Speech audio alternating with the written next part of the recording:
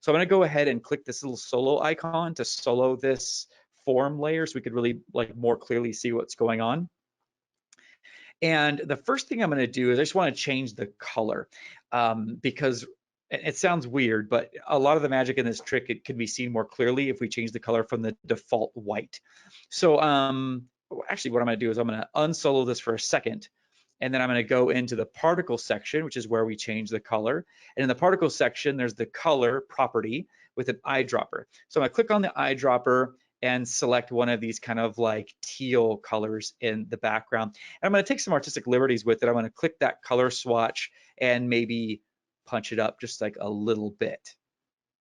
So it's a little bit brighter. We don't have to make it like really bright. Eventually we're going to make it this bright, but for right now, we can keep it kind of like dulled a little bit. And I also want to draw your attention to something else in the particle section, one of the default settings, and that the blend mode is set to add by default.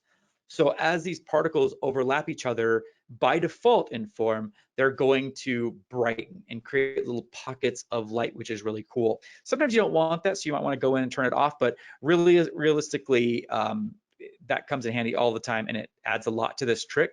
So again, in the particle section, all we did was change the color.